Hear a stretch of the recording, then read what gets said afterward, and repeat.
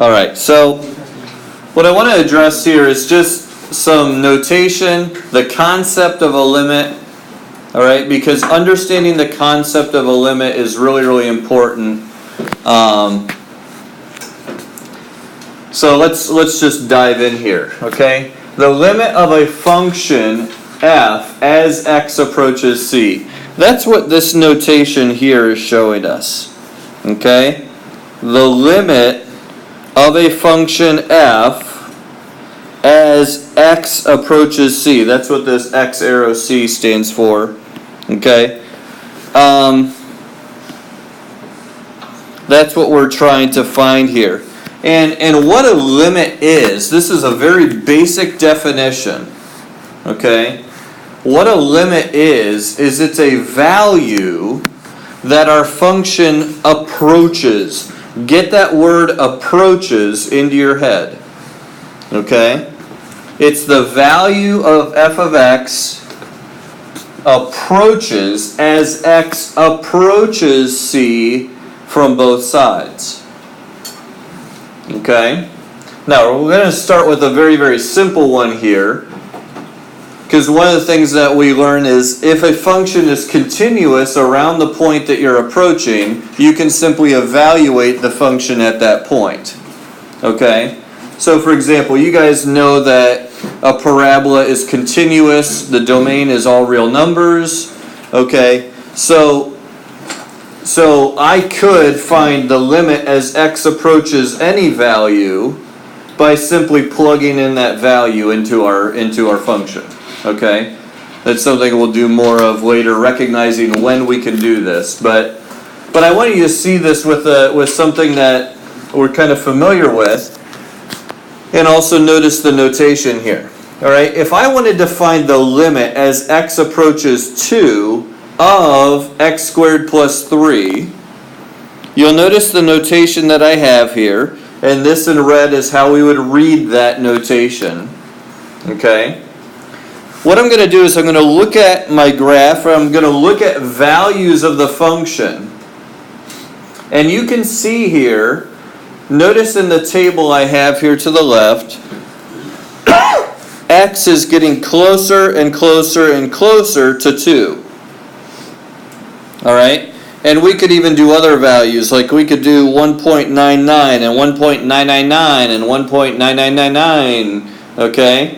And this value over here, you'll notice is getting closer and closer and closer to this value of 7, okay?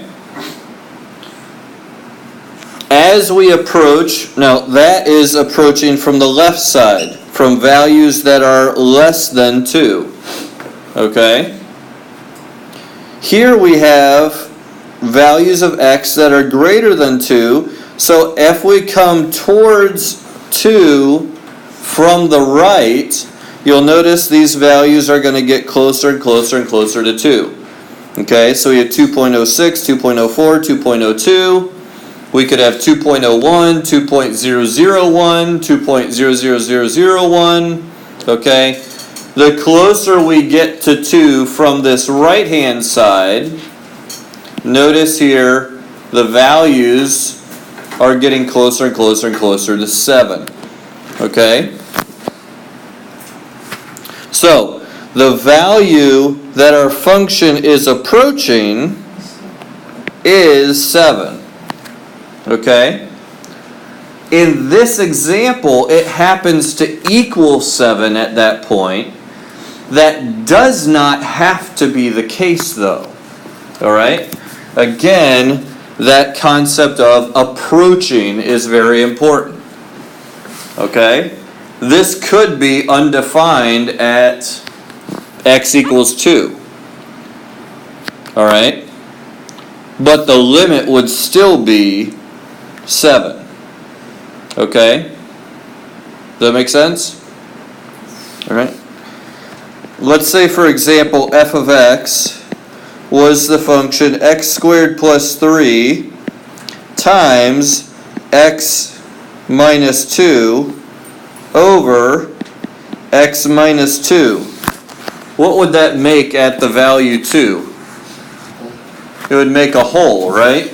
The graph here would look exactly the same, except there would be a hole right here.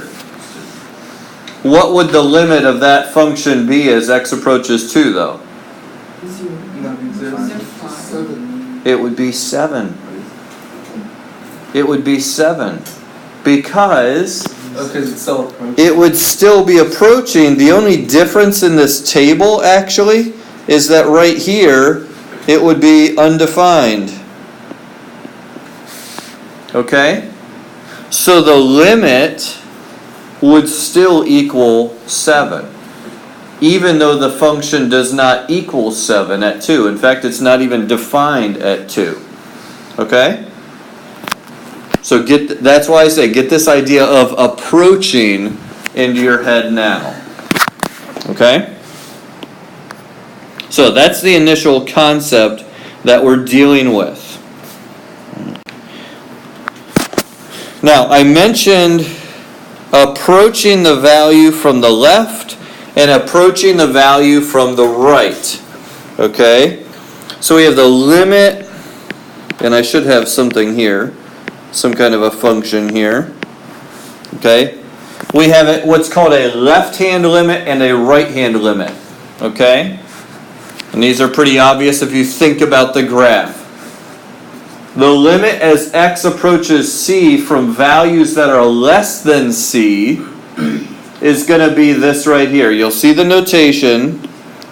Since the values that are less on our x-axis are to the left, and that's where the negative values are, okay, we use this limit as x approaches c with this little negative sign as kind of a superscript with the c, or with whatever that number is.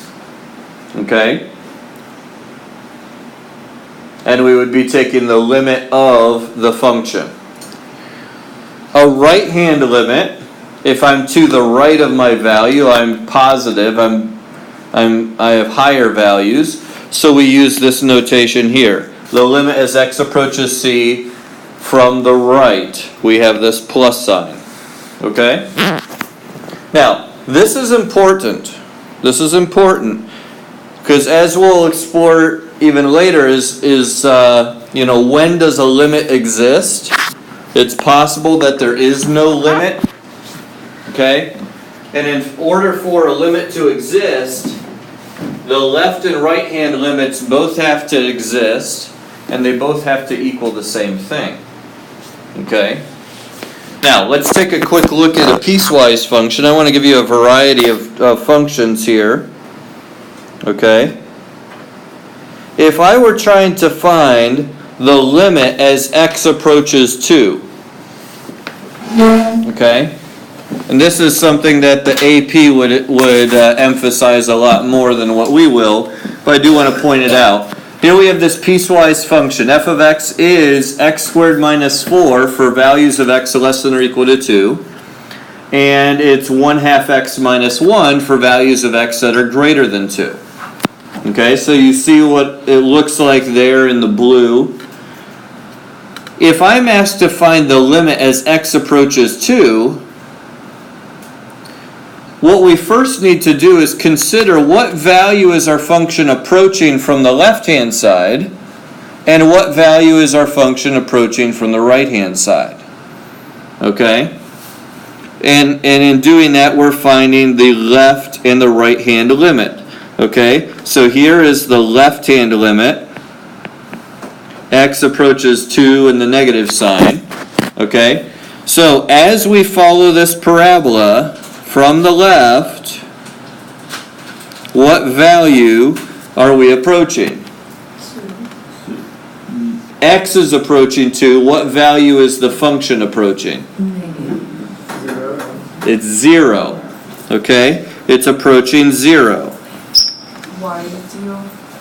Well, if you look at the function here, okay, this is x squared minus 4, right? And if I want that as x is getting closer and closer and closer to 2, okay, it's going to approach 0. we could do a table just like we saw in the previous example with the parabola. Looking at the table as those values approach 2, it'll get closer and closer to 0. Okay? So that's our left-hand limit. But our right one will be the same, right? Our right-hand limit, we're following this line, right? So as we approach 2 from the right, what is the value of our function approach? Oh, infinity? No, as we approach 2, so we're coming back this way. So then, yeah, it would be 0. It's approaching Okay. 0. Okay? So, as a result, what would the limit as x approaches 2 of f of x be? It would be 0. Okay? And this is a rule that is helpful to be familiar with here. Okay? For a limit to exist, and I believe we revisit this again later, but I want to make sure we have it. For a limit to exist, number 1, the limit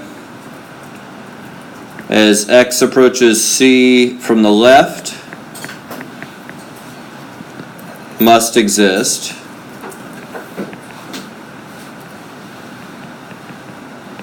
Okay. Number 2, the limit as x approaches c from the right of f of x must exist. Okay. And number 3, the limit as x approaches c from the left of f of x must equal the limit as x approaches c from the right of f of x. Okay? So if you're asked to prove that the limit exists at x equals 2, you would need to go through these 3 steps. Show that the left-hand limit exists, show that the right-hand limit exists, and then show that they are equal. Okay.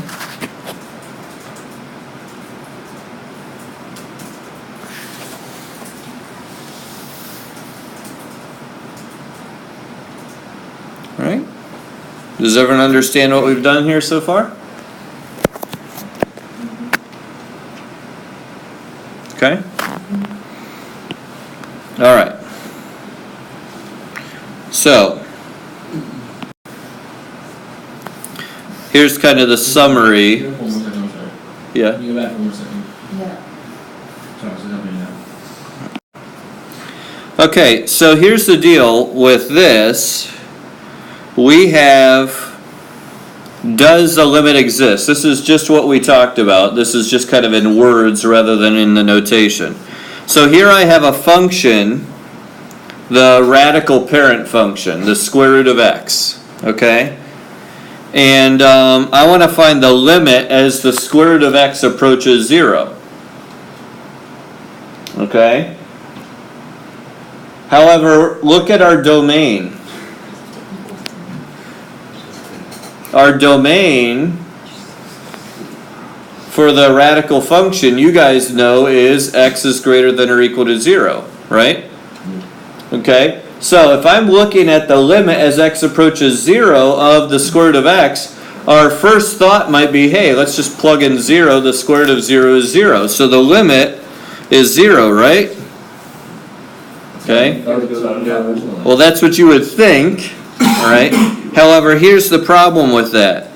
We have to have the left-hand limit existing and the right-hand limit existing, and the left-hand limit must equal the right-hand limit. There is no left-hand limit. Okay, exactly.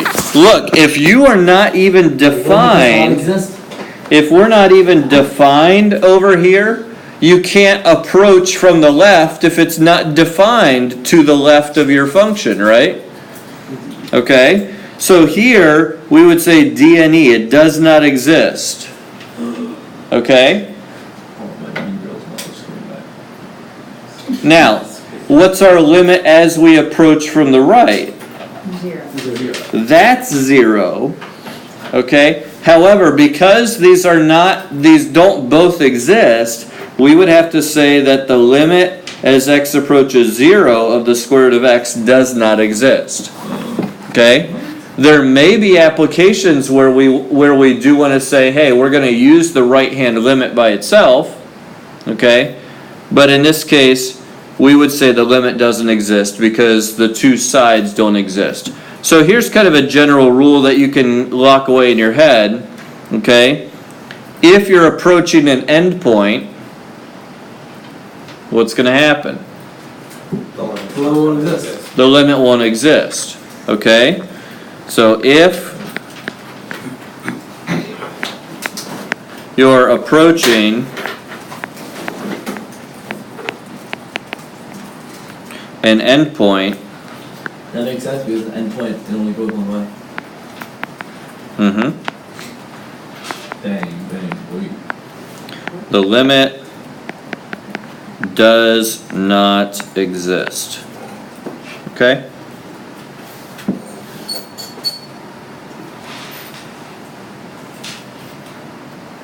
All right. Now this is some of the stuff we're going to do too as we go through this is we're going to recognize patterns and we're going to come up with some rules. They're not necessarily theorems or whatever, or we're not at least not going to learn them as formal theorems, but these are things that if you lock these away, you know, you can use the reasoning rather than having to go deeper into the mathematics. Okay? You could just say, hey, if I'm approaching 0, my domain is x is greater than or equal to 0, so I know 0 is going to be an endpoint. So the limit won't exist. I don't even have to graph it necessarily if I know my domain. Okay? Alright, so here's another one. Okay? We have another piecewise function here. And you'll see here that f of x is negative 2x plus 3 anywhere except for 0. But at x equals 0, our function equals 7. Alright, so you can see here the function that we have. The piecewise function is here in red. We have this one displaced point. Okay?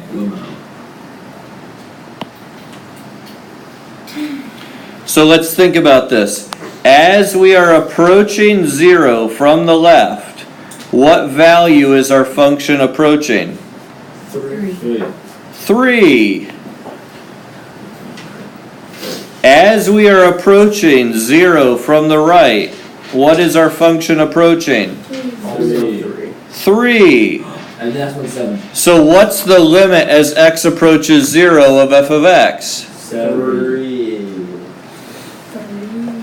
3. Even though. Remember, approaching. So then why did they throw that 7 in there to trick us? Yes. That's exactly why we put it there. Okay? Because we want to drive home the idea that limits are The approaching. thing is, if it would have been 8, I would have gotten it right, but the 7 tempted me. What? That was just okay. Alright. Stay away from 7s. Oh, I won't do that. Alright, so here's the thing. It actually doesn't matter what the function itself equals. We could have just said, hey, it's undefined. It doesn't equal anything at 7. But it's still, the limit would still equal 3 because that's what we're approaching. Okay? So the limit here exists, correct? The limit here does exist because, look, the left-hand limit equals 3. The right-hand limit equals 3. They both exist and they're equal. Therefore, the limit equals the same thing. True stuff. Okay? I know this takes a while, heads wrapped around and really understand, but it works. Okay? 7. So, here's a question that comes up a lot. When can we just evaluate the function? When are we allowed to just evaluate? Because a lot of limits, believe it or not, we can just plug in the value and figure out what the limit is. Like we said with that quadratic at the very beginning. We saw in the table it actually equaled 7 and it was approaching 7. So we could have just plugged in the 2 and gotten 7 at the end. Okay? So when are we allowed to do that and when do we have to use other means? Here's a general rule. Okay? The rule is this. If a function is continuous around the value that x is approaching, then we can find the limit by evaluating the function there. All right? So I have here a graph of this rational function. Okay? F of x is x squared plus 3x plus 2 over 13x plus 8. You'll notice from the graph, if I'm approaching the value 4, okay, am I continuous around 4? Yes. So what can I do? Plug in 4. I can just do f of 4, and that'll give me the value. So What? if something approaches a value, it's continuous around it? Not necessarily. We just saw in the previous one it had a hole there. Okay? Right, okay, so if it does. If it's continuous, it will approach the value, not necessarily the other way around. Okay. Okay? However, here you'll notice we had this asymptote at negative 8/13. So if we're approaching negative 8/13, notice on the left side it's going down to negative infinity. From the right it's going to positive infinity. So the limit there would not exist. Okay? So, alrighty. Alright, for this example, we have a piecewise function, f of x equals x squared minus 4, when x is less than or equal to 2, so that's this left-hand side, this parabola, all the way up to until x equals 2. And then we have the line 1/2 x plus 1 when x is greater than 2. Alright, so here we have this line with a y-intercept of 1, a slope of 1/2. But here at the point 2, 2 is where it picks up. There's an open point, and then we're going to the right. Okay, and we want to figure out what the limit as x approaches 2 is. Okay, with these piecewise functions, a lot of the times we will look at the limit as x approaches this value that kind of separates the two pieces. So as we approach from the left, you'll notice we have a parabola. Okay, since it is continuous, we know that it's going to come up here, and at 2, it's going to be approaching 0. All right? And then as we approach from the right, we're on the line, and again, the line is continuous too, so we could look at what the line would equal if we were to plug into. Okay, even though technically x does not equal 2, it's approaching 2 from the right. So 1/2 times 2 is 2, plus 1 is 2. All right, so here it's approaching 2 as we come from the right. So as you can see here, the limit from the left exists, the limit from the right exists, however, obviously they are not equal. So therefore we would say that the limit as x approaches 2 does not exist.